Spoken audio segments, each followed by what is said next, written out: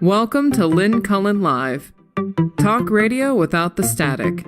Email your questions and comments to lynncullenshow@gmail.com. And now your host, Lynn Cullen. Hey, how you doing? Welcome to the program. Where'd January go? January 25, ladies and gentlemen. And spring is closer. Love it. How you doing? How am I doing?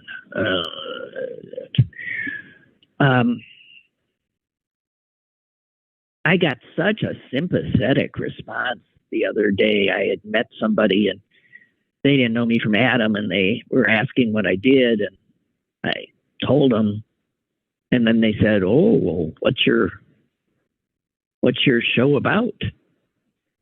And I told them, and the look on their face was, it was like I told them that I had stage 4 cancer. It was like, oh. And, I've so many people, as this person, have chosen to simply tune out. They can't take it, and they're, it's how they're taking care of themselves. And I've said in the past that I think that's a dangerous thing, because we gotta pay attention more than ever before. This is not about our own comfort. This is about our own survival. And yet, this person talked about how the reason that she turned away was she simply so loathes you know who, that she can't bear looking at him, hearing about him, seeing him, his voice. And the thing is, okay, so she's tuned out. Let me tell you, she's sure as hell going to show up to vote. So tuning out doesn't necessarily mean people aren't going to show up and vote. But I still think most of us need to stay in the game and do more than just vote on election day. All I'm saying. It is wearying. There is no, and all kinds of other things. None of them what you would want. It's just the way it is. So, and the other, as I've said so many times, the thing that's most upsetting to me is not him. It's them. It's an entire one of our political parties, and then his supporters, his cult members. They're the ones that we need to be concerned about, because there's a hell of a lot of them. There's, I truly believe, a hell of a lot more of us. But it's not a small minority we're talking about. We're talking about the dissolution of one of only two political parties that really matter in this country and in our political system. And one party, it doesn't work. You do need a choice. And that the Republicans have devolved into the Trump neo-fascist party.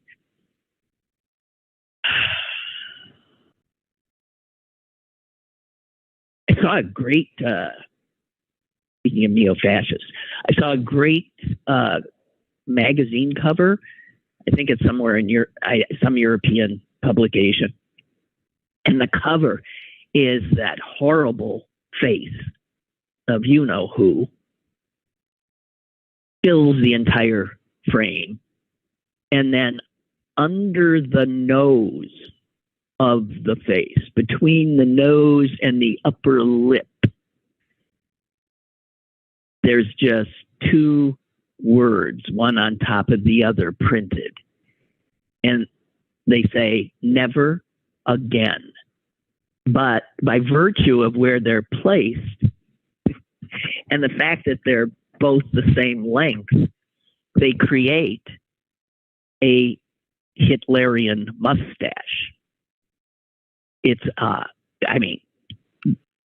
boy, great graphic. Just want to say, smart and powerful. Oh God, guys! So you can't, if you can't bear it, I've managed so far not to say his name, but I'm going to again have to talk somewhat about him and about the things he's doing. Is he due back in court today on being the rapist in chief charge? I believe so. He also he had a very busy night. You know, he doesn't sleep. He doesn't sleep. He stays up insanely posting things on his on what, TruthSocial. TruthSocial. And I have it on good authority that in the space of 20 minutes, late last night or early this morning, he spent 20 minutes posting just insane, vile things about the woman he has already been found to have sexually assaulted and who is now facing him in a court of law in front of a jury who's going to decide how much money he has to pay her for the slander that he continues. I mean, what? I don't know. It's beyond me. Insane. Something else I don't think will get a lot of attention. The Department of Defense, as all cabinet departments and agencies has a position of inspector general. And that's somebody who's supposed to keep an eye on our, the rules being followed, yada, yada, yada, is money being wasted, all of that. Well, hidden away, and I did read the entire report. It's very, it's written in that bureaucratic mumbo jumbo. But essentially what the Department of Defense Inspector General, after completing a report on the pharmacies that it oversees, like at Walter Reed and other places. But there's also a pharmacy in the White House. And this report essentially, if I can sum it up, essentially says that all of these pharmacies are operating within the confines of the law and doing a bang-up job. The same cannot be said of the White House pharmacy, where the Inspector General says drugs of all kinds, a lot of uppers, a lot of downers, a lot of controlled substances being dispensed willy-nilly during Trump's tenure. To anyone who needed them, wanted them, or whatever. And that was the other thing that got the Inspector General very upset, because people were getting these drugs who did not supposedly have legitimate access to them, let alone that they really, in fact, medically needed them. So essentially, the Defense Department's Inspector General found that the Trump's White House pharmacy was like the in-house drug dealer. That's hardly surprising. And then, God, you would think Trump would be happy. He's pretty much, sealed up the nomination. He's incapable of happiness. He's his vindictiveness and rage, are out of control. So he also, when he got done further slandering E. Jean Carroll, he went after. This is at 2:19 this morning. He posted this. Nikki came in last, not second. All caps. Can you imagine? So when does he sleep?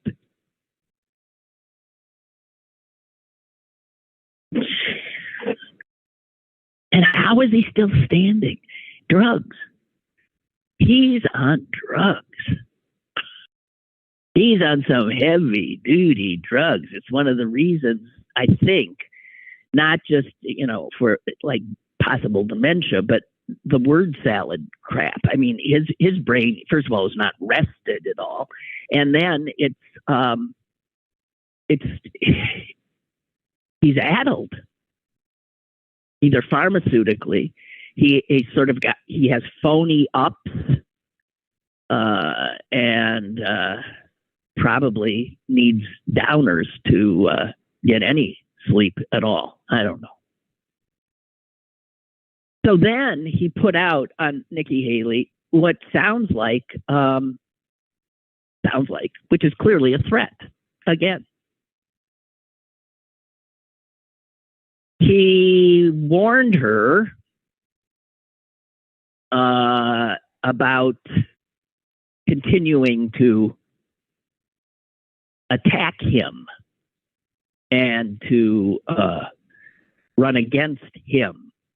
And he said this about heading into South Carolina, her own state, where he said she's not going to win, which is quite possible. He said there will be very dishonest people she'll have to fight. Dishonest people, those are his kind of people. So he's just telling her, I mean, the very best dishonest people that she will have to fight. And he said she will be under investigation. And in 15 minutes, he said, and I can tell you 5 reasons why already. Not big reasons, little stuff she doesn't want to talk about. But she will be under investigation within minutes. And so would Ron have been, DeSantis.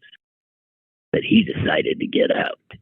He's telling her if she doesn't get out, when he gets to be president, she is going to be under investigation. Well, even if he doesn't get to be president, they're going to dig up any piece of dirt. So, wow. God, what an awful human. Beyond belief. This is who Republicans are, just one after the other. I think I said yesterday, you can really sort of count on one hand the Republicans who haven't caved. Mitch caved. He hates his guts. He caved. Mitch flat out came out and said, well, even though he really thinks it's a terrible thing and that we have to be there for Ukraine, Mitch came out and said there's no way that we're going to have a deal because the Republicans are killing the bipartisan border deal that includes aid to Ukraine. And they're being very open about why they're killing it. Not that it isn't a good deal. Lindsey Graham was heard to say, you'll never get a better deal on the border. But they don't want it because they don't want to in any way give Biden a victory.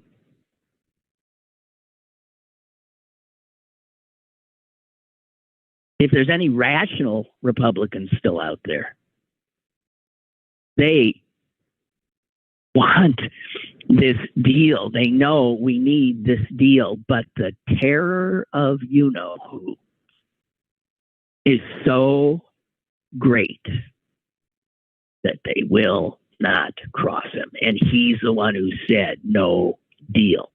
So we've gotten used to seeing the House of Representatives essentially doing, controlled by Trump. And I think we were thinking that the Senate was somehow above that. It isn't. I think the majority already of Republican senators have endorsed him. The others will fall in line. Susan Collins, God help me, is the only one who says she doesn't think she'll be able to endorse him, but she's got wiggle room there. So she could come on board toward the end as well. McConnell actually told the Republicans that he said the nominee, meaning Trump, he, like me, doesn't even want to say the name. He says the nominee wants to run his campaign on immigration, and we don't want to do anything to undermine him.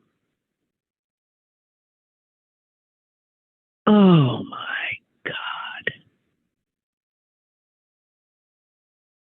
Really something.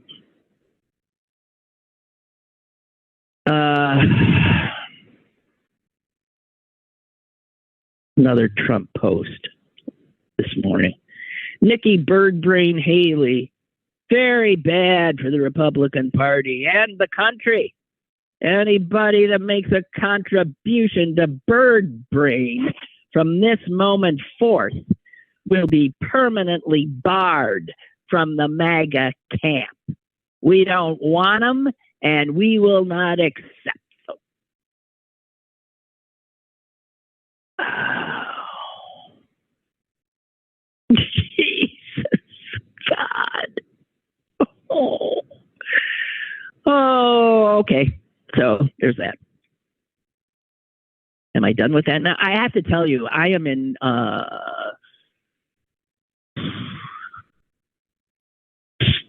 sort of disbelief. I am in denial, I know, about us abandoning Ukraine. I can't believe it. It is so unbelievably short-sighted. What? We want to take on the Russians somewhere else rather than by proxy with these unbelievably brave men and women in Ukraine? What? That's the other thing about this new Trump party. Unsurprisingly, we need to look at it not just as a white nationalist neo-fascist party and the Trump party, but we need to look at it as a pro-Putin party, pro-autocrat party, but especially pro-Putin. Man, did Putin do a job when he helped Trump? What a. Brilliant. Wow. I don't know. And then there's this, which just drives me crazy.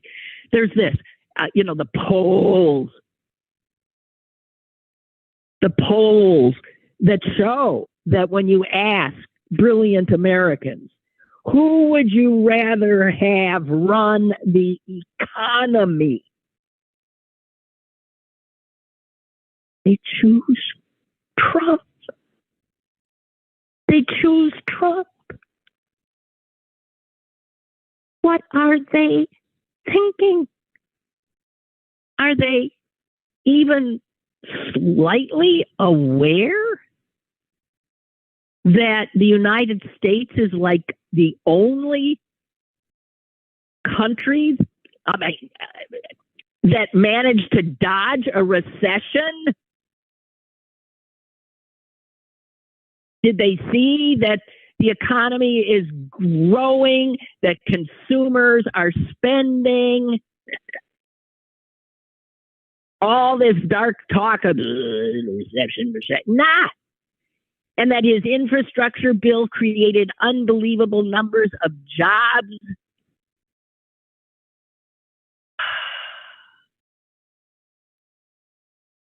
The economy is growing faster than it ever did under you-know-who. My God. And yet the people don't know? That strikes me as a problem of the Biden White House, that they're not doing what they need to trump at their success. And the media, well, forget the media. The media would choke. They'll choke before they say something positive about him, about Biden. It's unbelievable. And if they do, there's always a comma, but, or yes, the economy going gangbusters, but some analysts fear, blah, blah, blah, blah, blah, blah, blah.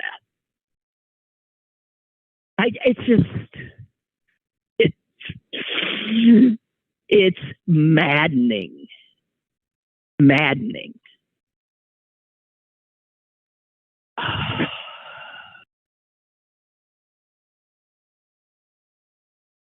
don't know. The disconnect between reality and perception. And we were talking about that a little bit yesterday with this perception that murder and crime are rampant in Pittsburgh, when in fact it's way, way down.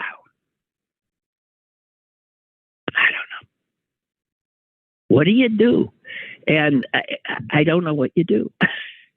When people are tuned out and will not trust the truth or even be privy to it or hear it. And then there's the added obvious problem of what we know is so much misinformation and disinformation that is out there and being gobbled up. God. So, I came upon a factoid which blew me away.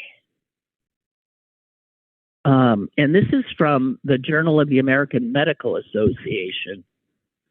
That was, I guess, issued a report issued by them yesterday.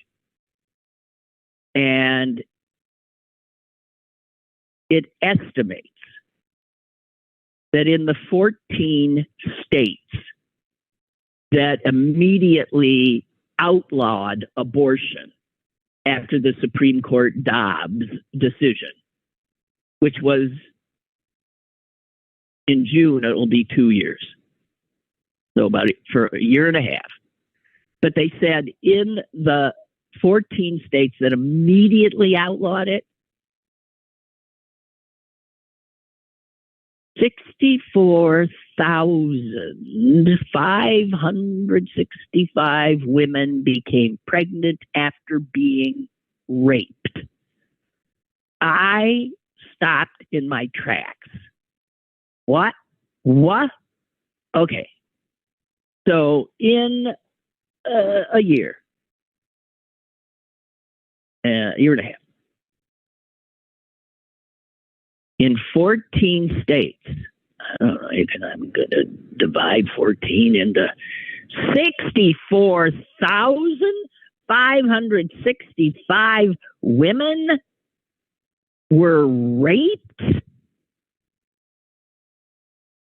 I mean, that's well over 4,000 women, each one an individual rape victim in each state. I mean, I don't know how it breaks down. 64,000 plus women raped. And here's the other part of why they went looking for it. They wanted a woman who's raped and then is pregnant. So these aren't the number of women raped. It's the number of women raped who became pregnant by the rape. 64,560. God almighty. And in those 14 states, they were told, carry that rapist baby.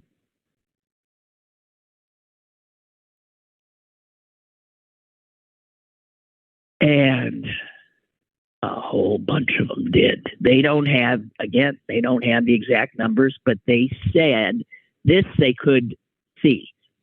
Few of them, 64,000, pregnant by rape. Few of them, if any, obtained in-state abortions legally. So, yeah, they couldn't. Now, they might have then, of course, gotten an illegal abortion, or they, if they were able to travel, might have.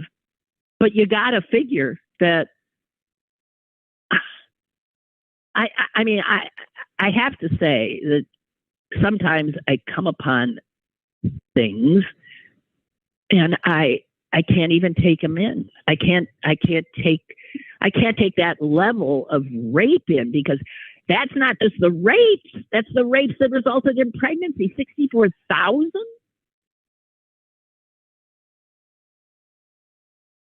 Plus?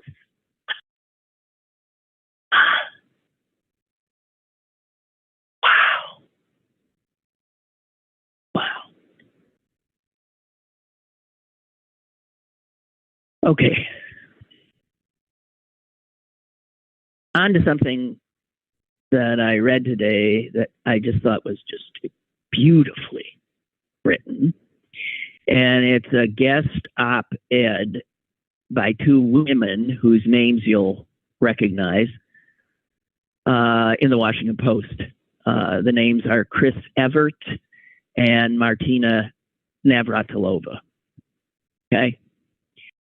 And they got themselves together and wrote just a brilliant and so well-written piece expressing their dismay and or outrage. Why did my whole thing just disappear? My entire friggin' thing just disappeared. I mean, what's on my oh, there it is. God, thank God. Sorry. My first, when something goes awry, my rule of thumb is the first thing you do is panic. And you just saw that in action. They say this. Apparently, the Women's Tennis Association, which oversees their sport, has agreed, or they say on the verge of agreeing, to stage the Women's Tennis Association finals, the biggie, in Saudi Arabia.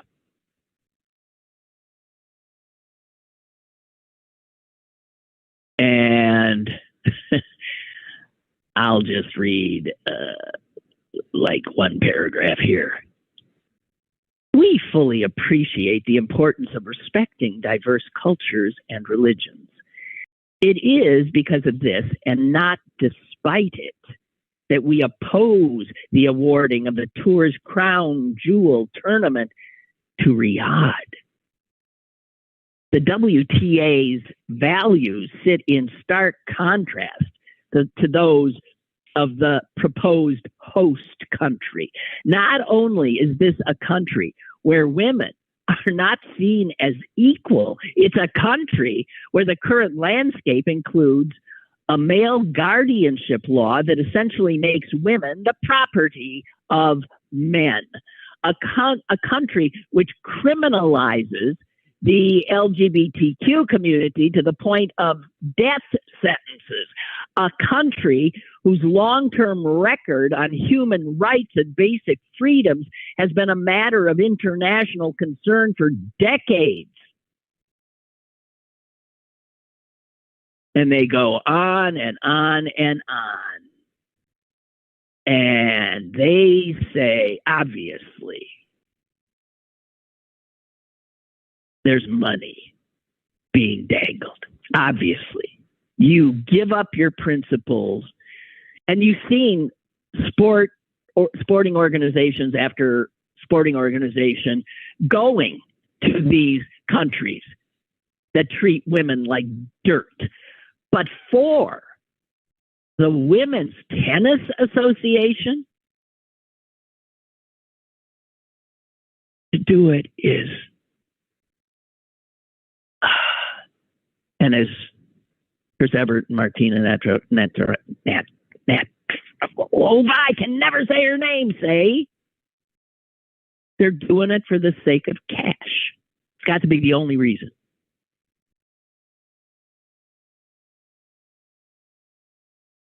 And they're just enraged. And man, what a well done. And if you want to take the time, I'd recommend that you read it.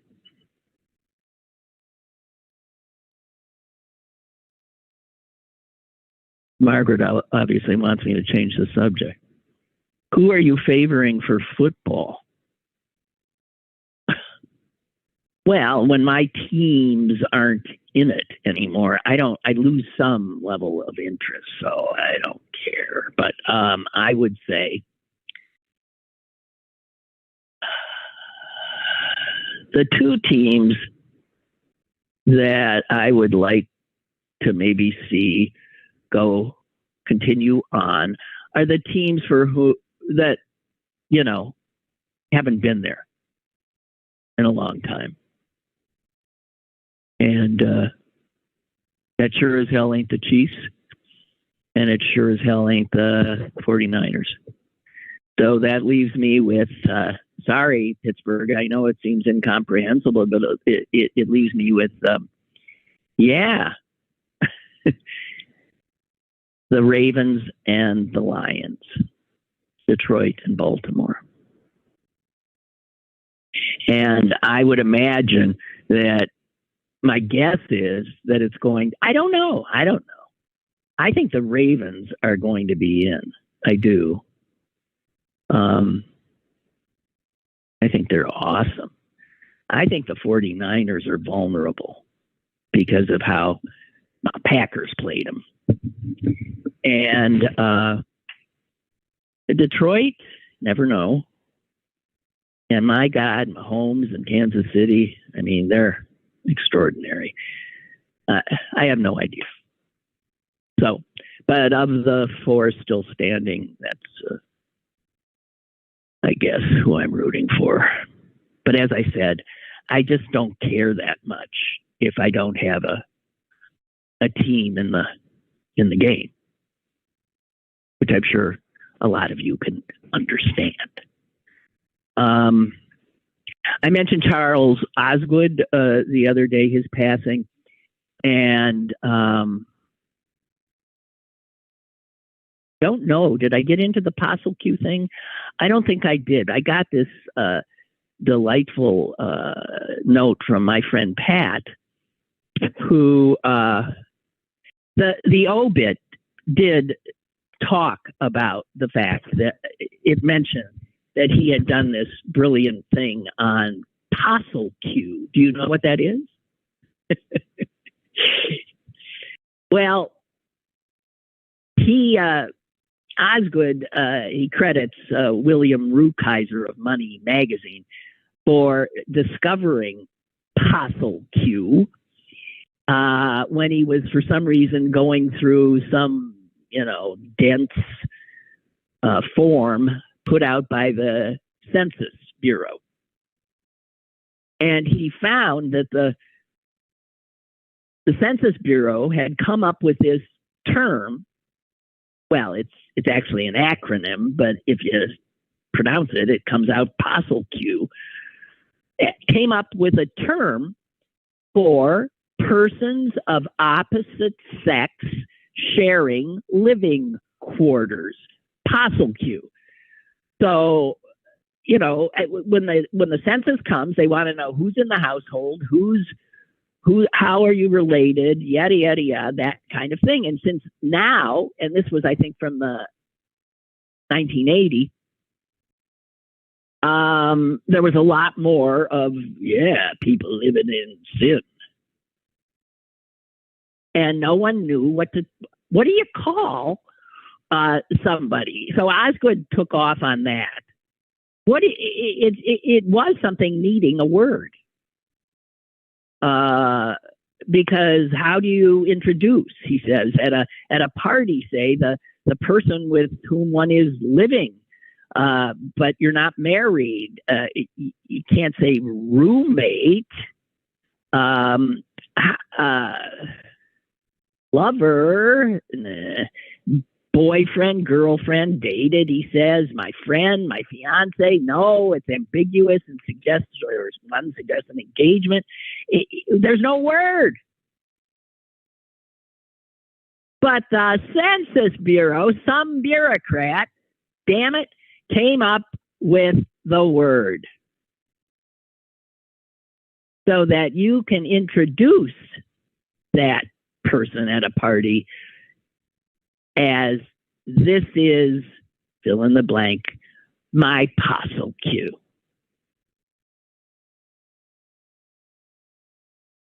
Osgood went on to say, language like nature abhors a vacuum. And since there has been no good word to cover the situation that used to be known as living in sin, the folks over at the Census Bureau are making what is sure to be an invaluable contribution to our vocabulary, Apostle Q.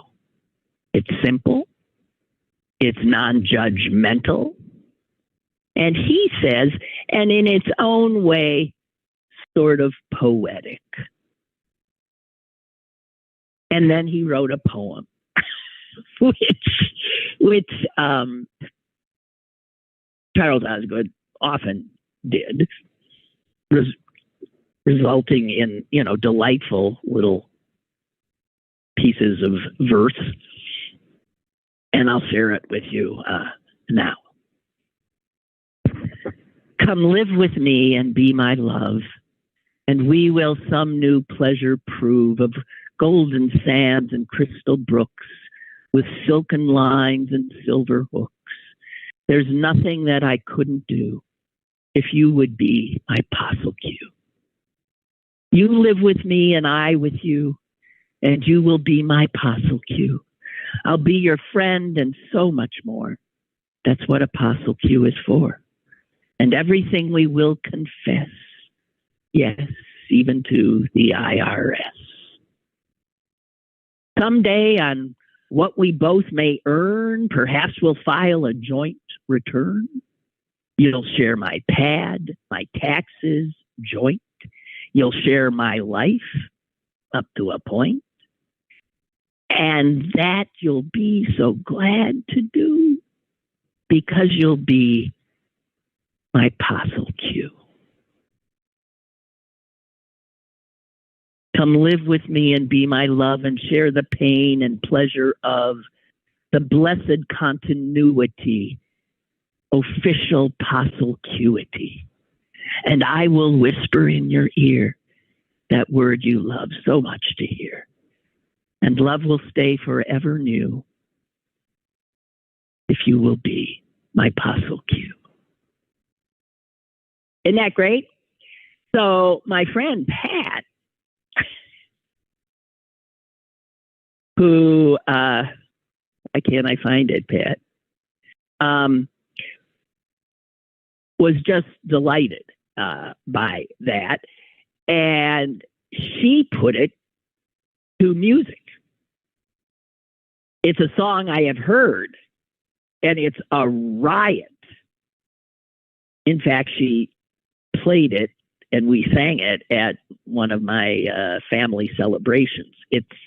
And Pat, I should point out, is, if she doesn't mind, I don't think she does, is Patricia Prattis Jennings, who was for decades the keyboardist. Is that the correct term, Pat? I don't know.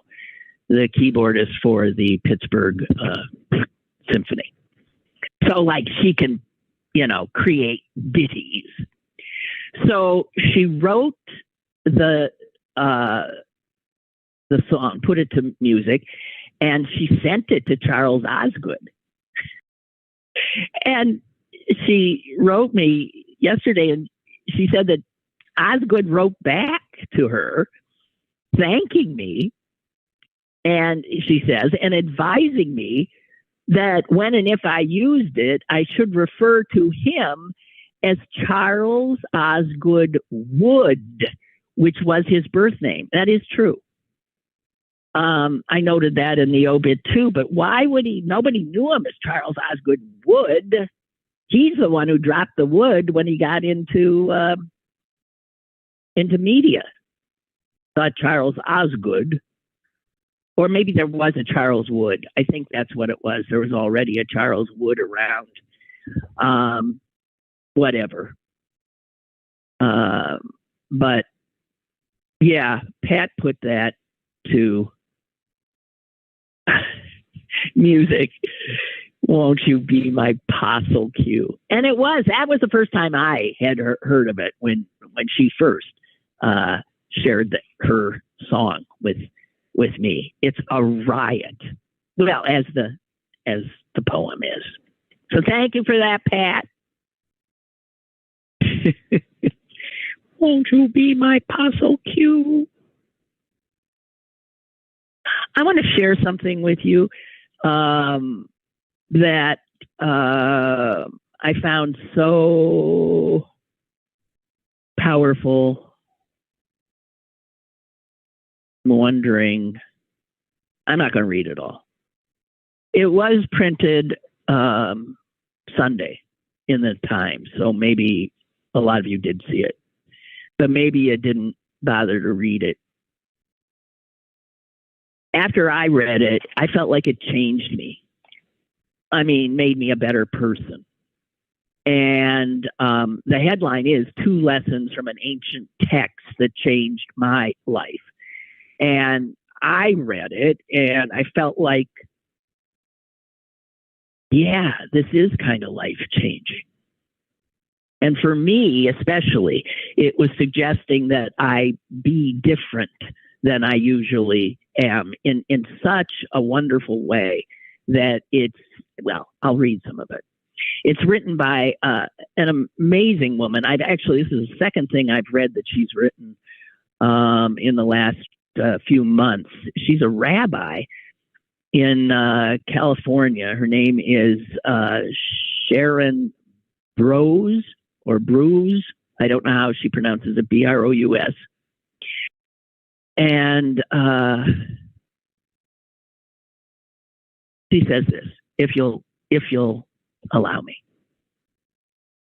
A somewhat obscure text, about 2,000 years old, has been my unlikely teacher and guide for the past many years, and my North Star these last several months, as so many of us have felt as if we've been drowning in an ocean of sorrow and helplessness. She says, buried deep within what is called the Mishnah, which is a Jewish legal tract that was printed around the 3rd century. And it speaks of an ancient practice that reflects a deep understanding of the human psyche. Namely, that when your heart is broken, when you feel lost and alone, and every fiber in your being wants to retreat, to turn inward, the Mishnah says, no. You show up and you entrust your pain to the community. She goes on to explain how, because this was something that was actually done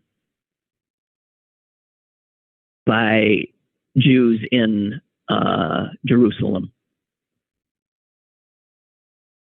in almost 2,000 years ago.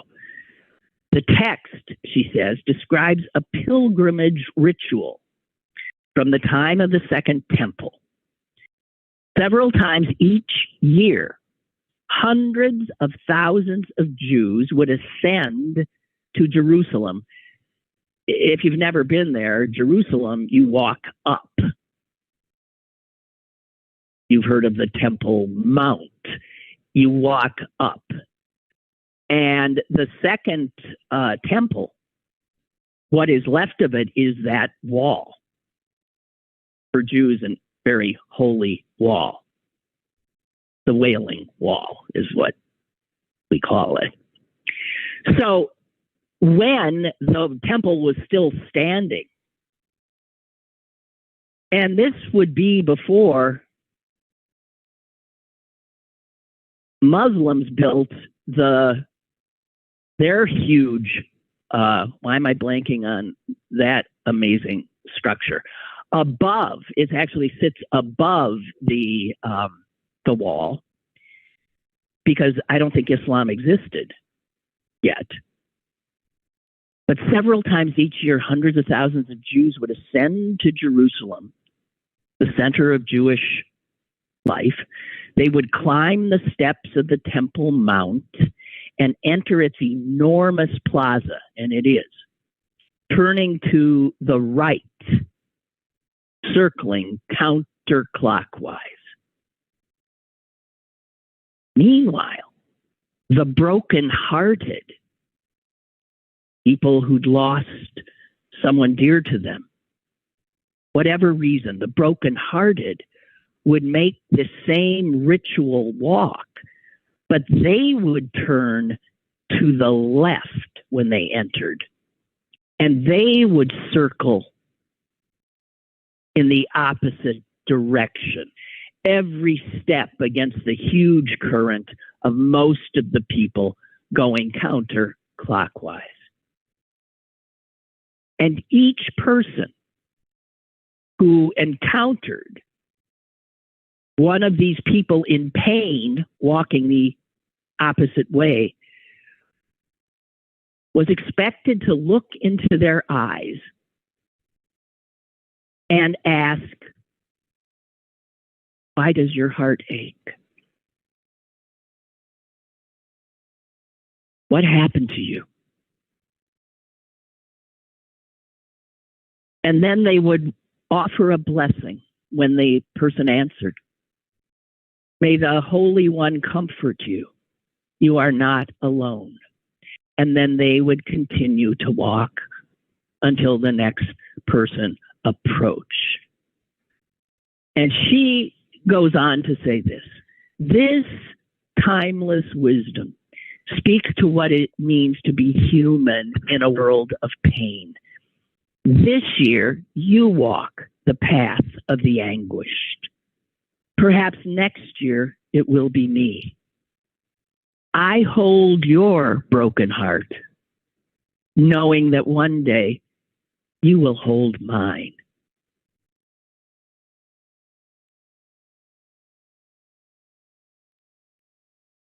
And she then goes on to extrapolate more. And just one more thing that she says: we cannot magically fix one another's broken hearts, but we can find each other in our most vulnerable moments and wrap each other up in a circle of care. We can humbly promise each other, I cannot take your pain away, but I can promise you won't have to hold it alone.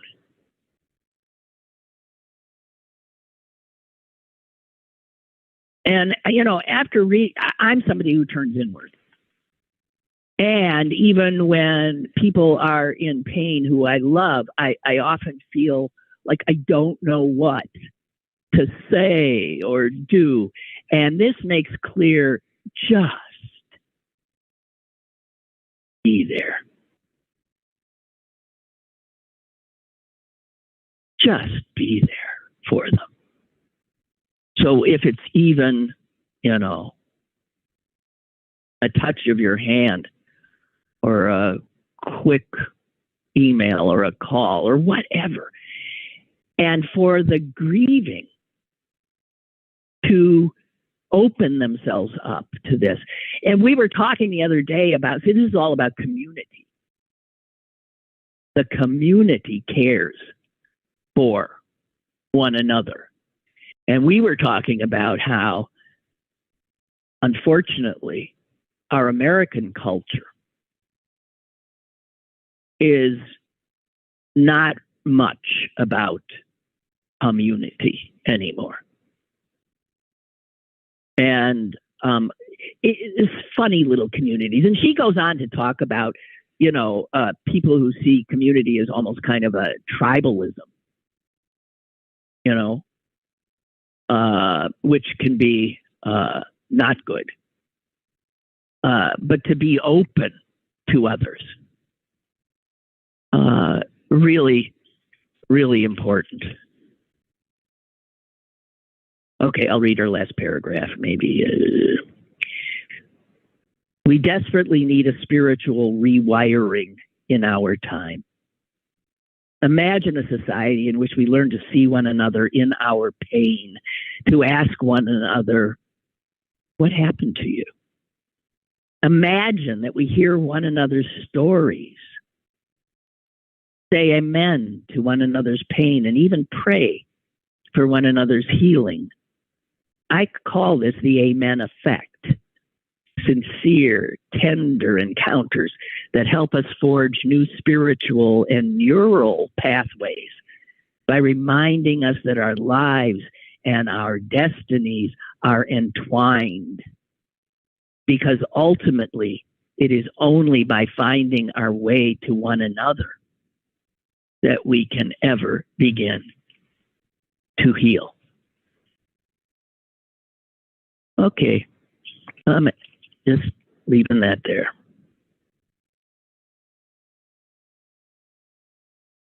I'm sorry. I'm sighing in your... I'm just saying if there's things here that I want to, because it's my last day with you this week, is seeing if there's things here I need to get out of the way, clear the slate, so to speak. Oh, yeah, there was this which really blew my mind. Remember the head of the Republican Party in Florida who got accused of raping his wife's lover, his wife and he and the woman he raped, allegedly, it was filmed, he filmed it, were doing threesomes. And what made this particularly delicious is these were some of the most anti-gay gay, right-wing MAGA type lunatics in Florida. Palsy-walsy with Ron DeSantis. And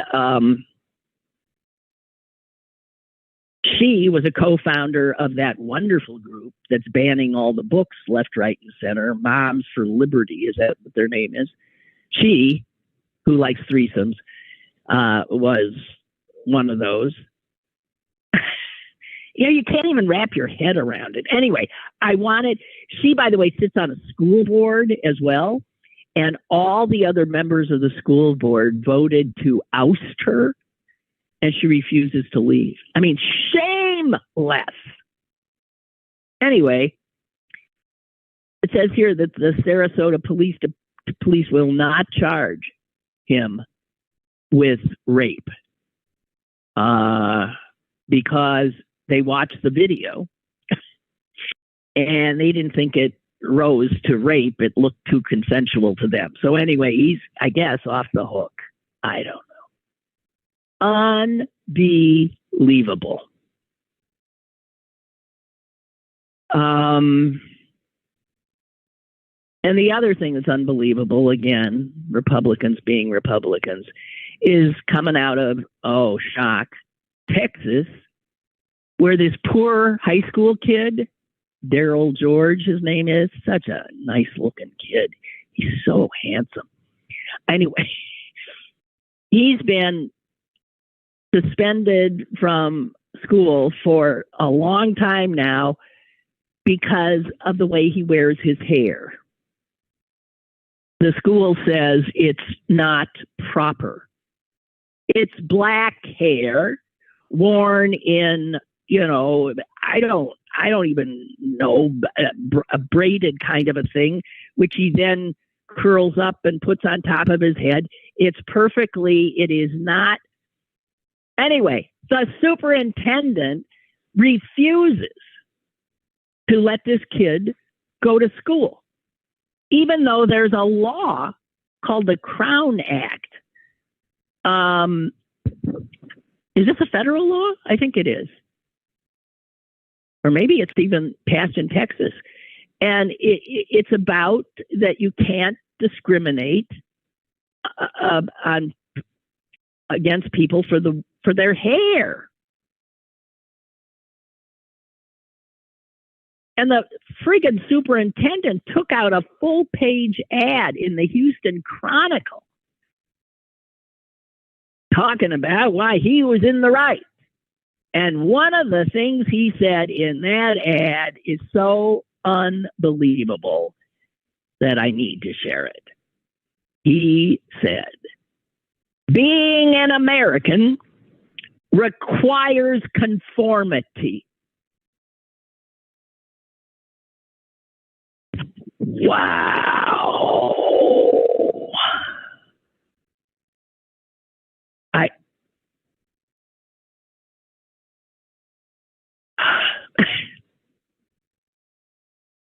Takes your breath away.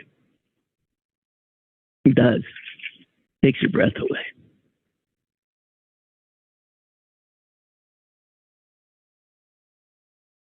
Just saying.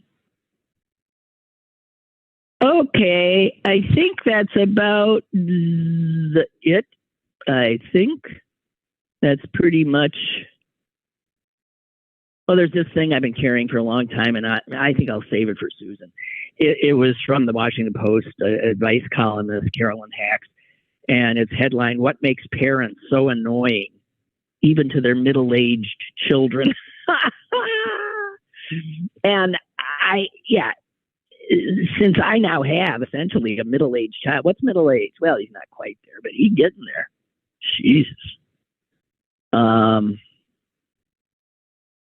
I can tell I annoy him all the time.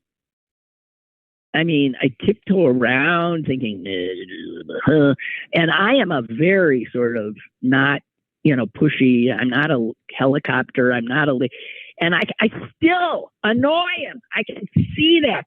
And I think if you live long enough,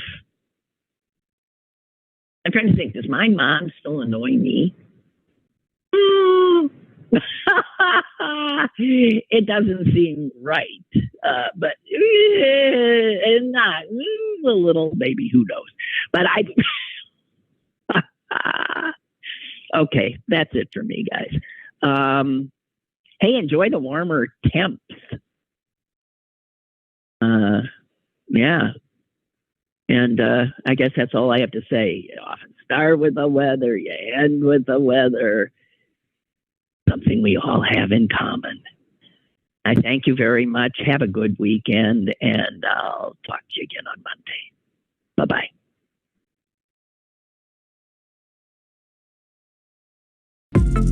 Lynn Cullen Live, Monday through Thursday from 10 a.m. to 11 a.m. and archived at pghcitypaper.com. The opinions expressed on Lynn Cullen Live are those of the host and do not necessarily reflect the viewpoints of Pittsburgh City Paper or its advertisers.